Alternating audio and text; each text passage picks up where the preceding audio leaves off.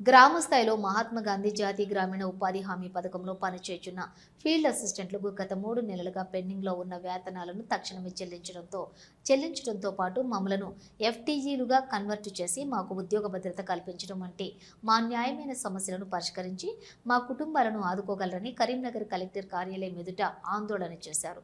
ఈ సందర్భంగా మాట్లాడుతూ గత 2006 సంవత్సరం నుండి 20 సంవత్సరాలుగా గ్రామ పంచాయతీ పరిధిలోని పంచాయతీ కార్యదర్శికి అసిస్టెంట్లుగా నియామకమైన మేము అనగా ఫీల్డ్ అసిస్టెంట్లము గ్రామాలలోని ఉపాధి కూలీలకు నిత్యం అందుబాటులో ఉంటూ కేవలం ఉపాధి హామీ పనులనే కాకుండా ప్రభుత్వం చేపడుతున్న అన్ని రకాల సంక్షేమ కార్యక్రమాలు అమలులో మా వంతుగా బాధ్యతాయుతంగా పనిచేస్తున్నామన్నారు.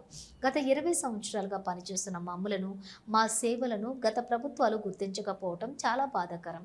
ప్రస్తుత కాంగ్రెస్ ప్రభుత్వం గత 2023 ఎన్నికల మేనిఫెస్టోలో మా ఫీల్డ్ అసిస్టెంట్లకు పే స్కేల్ వర్తింపజేస్తూ వేతనాలు పెంచి మాకు ఉద్యోగ భద్రత కల్పిస్తామని హామీ ఇవ్వడం జరిగిందన్నారు. కావున ప్రభుత్వం ఇచ్చిన హామీని నెరవేరుస్తూ మా న్యాయమైన సమస్యలు పరిష్కరించడంతో పాటు గత 3 నెలలుగా పెండింగ్లో ఉన్న వేతనాలు వెంటనే ఇప్పించగలరని డిమాండ్ చేశారు.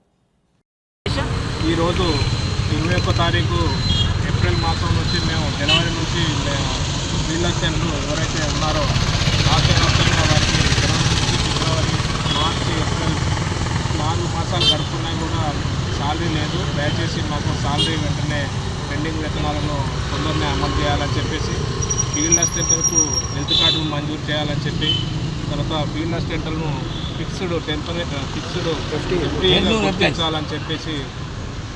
గుర్తించాలని చెప్పేసి మేము గవర్నమెంట్కు విన్నవించుకుంటున్నాం. ఐఎన్టీసీ అనుబంధంగా కాబట్టి ఈ 21 తారీఖు రోజున మేము గౌరవ కలెక్టర్ గారికి తర్వాత డిఆర్డిఓ గారికి రాతపూర్వకంగా రాసి ఇవ్వడం జరుగుతూ ఉంది. దయచేసి ఈ యొక్క గవర్నమెంట్ మాకు సానుకూలంగా స్పందిస్తుందని చెప్పి ఆశాభావం వ్యక్తం చేస్తూ ఉంది.